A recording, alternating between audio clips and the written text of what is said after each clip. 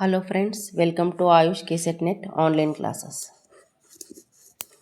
ನಿನ್ನೆ ತರಗತಿಯಲ್ಲಿ ನಾವು ಸಮಾಸ ಪ್ರಕರಣದಲ್ಲಿ ಸಮಾಸದ ಅರ್ಥವಿವರಣೆ ಬಗ್ಗೆ ತಿಳಿದುಕೊಂಡು ಇನ್ನು ಸಮಾಸದ ವಿವಿಧ ಪ್ರಕಾರಗಳ ಬಗ್ಗೆ ತಿಳಿದುಕೊಳ್ಳೋಣ.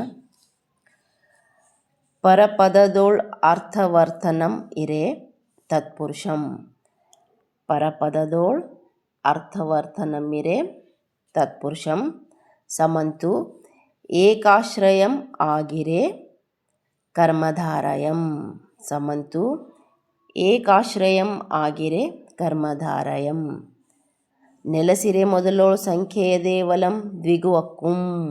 ನೆಲಸಿರೆ ಮೊದಲೋಳ್ ಸಂಖ್ಯೆ ಅದೇವಲಂ ದ್ವಿಗುವಕ್ಕುಂ ಕೇಶಿರಾಜನ ಸೂತ್ರ ಆಗಿದೆ. ಇದರ ಅರ್ಥ ವಿವರಣೆ ಹೀಗಿದೆ: ಪರಪದದ ಅರ್ಥವು ಪ್ರಧಾನವಾಗಿದ್ದರೆ ಅದು ತತ್ಪುರುಷ ಸಮಾಸವಾಗುತ್ತದೆ. ಪೂರ್ವ ಪದ ಮತ್ತು ಉತ್ತರ ಪದಗಳೆರಡು ಏಕಾಶ್ರಯವಾಗಿದ್ದು, ಅಂದರೆ ಪ್ರಥಮ ವಿಭಕ್ತಿಯಲ್ಲಿದ್ದರೆ ಹಾಗೂ ವಿಶೇಷಣ ವಿಶೇಷ ಸಂಬಂಧಗಳಿಂದ ಕೂಡಿದ್ದರೆ ಅದು ಏನಾಗುತ್ತದೆ? ಕರ್ಮಧಾರಯ ಸಮಾಸ ಆಗುತ್ತದೆ. ನಂತರ ಪೂರ್ವಪದ ಸಂಖ್ಯೆ ನೆಲೆಸಿದ್ದು ಉತ್ತರ ಪದದಲ್ಲಿ ನಾಮಪದ ಆಗಿದ್ದು ಅದು ಏನಾಗುತ್ತದೆ? ದ್ವಿಗು ಸಮಾಸವಾಗುತ್ತದೆ. ಈ ರೀತಿಯಾಗಿ ಕೇಶಿರಾಜನು ಈ ಸೂತ್ರದಲ್ಲಿ ತತ್ಪುರುಷ, ಕರ್ಮಧಾರಯ, ದ್ವಿಗು ಸಮಾಸಗಳ ಸ್ವರೂಪ ತಿಳಿಸಿದ್ದಾನೆ.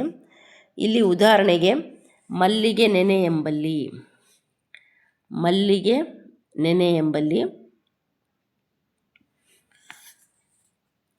ಪೂರ್ವ ಪದವಾಗಿರುವ ಮಲ್ಲಿಗೆ, ಪೂರ್ವ ಪದ ಆಗಿರುವ ಮಲ್ಲಿಗೆಗಿಂತ ಉತ್ತರ ಪದವಾಗಿರುವ ನನೆ ಏನಿದೆ?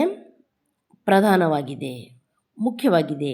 ಮಲ್ಲಿಗೆ ನೆನೆಯಲ್ಲಿ ಮಲ್ಲಿಗೆಗಿಂತ ನನೆ ಎನ್ನುವ ಉತ್ತರ ಪದ, ಈ ಉತ್ತರ ಪದ ಏನಿದೆ ಪ್ರಧಾನವಾಗಿ ಕಂಡುಬರುತ್ತದೆ ಸಂಪೂರ್ಣ ಪದದಲ್ಲಿ.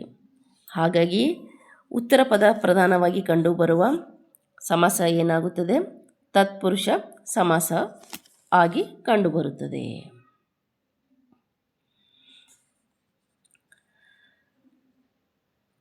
ಇನ್ನು ಎರಡನೇದಾಗಿ ಕರ್ಮಧಾರಯ. ಕರ್ಮಧಾರಯಕ್ಕೆ ಉದಾಹರಣೆ ಕಿರಿದು ಪ್ಲಸ್ ಕೂಸು.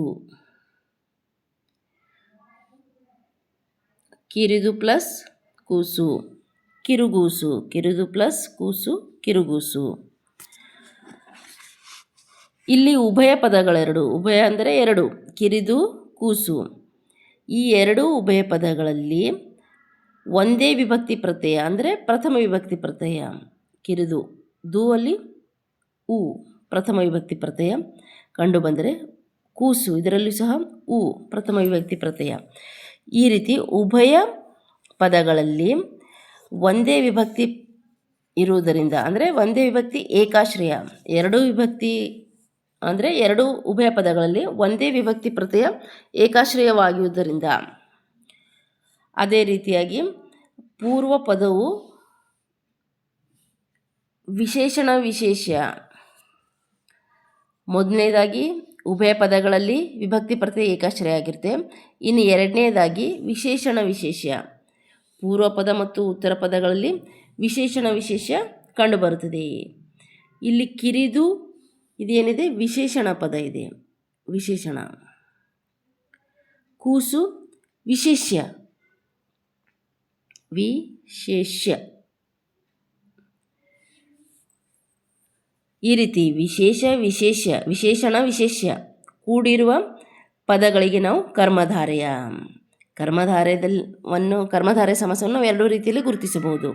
ಮೊದಲನೇದಾಗಿ ಉಭಯ ಪದಗಳು ಒಂದೇ ವಿಭಕ್ತಿ ಪ್ರತ್ಯಯ ಹೊಂದಿರಬೇಕು. ಎರಡನೇದಾಗಿ ವಿಶೇಷಣ ವಿಶೇಷ ಸಂಬಂಧ ಹೊಂದಿರಬೇಕು. ಅದನ್ನು ನಾವು ಕರ್ಮಧಾರಯ ಎಂದು ಕರೆಯುತ್ತೇವೆ. ಇನ್ನು ಮೂರನೇದಾಗಿ ದ್ವಿಗು ಸಮಾಸ. ದ್ವಿಗು ಸಮಾಸದಲ್ಲಿ ಏನು ಕಂಡು ಬರ್ತದೆ? ಪೂರ್ವ ಪದ ಸಂಖ್ಯಾವಾಚಿಯಾಗಿರುತ್ತದೆ. ಪೂರ್ವ ಪದ ಸಂಖ್ಯಾವಾಚಿ, ಹಾಗೆ ಉತ್ತರ ಪದ ನಾಮಪದ. ಪೂರ್ವ ಪದದ ಸಂಖ್ಯಾವಾಚಿ ಉತ್ತರ ಪದದ ನಾಮಪದದೊಡನೆ ಕೂಡಿ ಆಗುವ ಸಮಾಸವನ್ನು ನಾವು ದ್ವಿಗು ಸಮಾಸ. ಇಲ್ಲಿ ಎರಡು ಬಾಳ್, ಇರ್ಬಾಳ್. ಈ ರೀತಿಯಾಗಿ ಕೇಶಿರಾಜನು ಈ ಮೂರು ಸಮಾಸಗಳ ಅರ್ಥ ವಿವರಣೆಯನ್ನು ನೀಡಿದ್ದಾನೆ.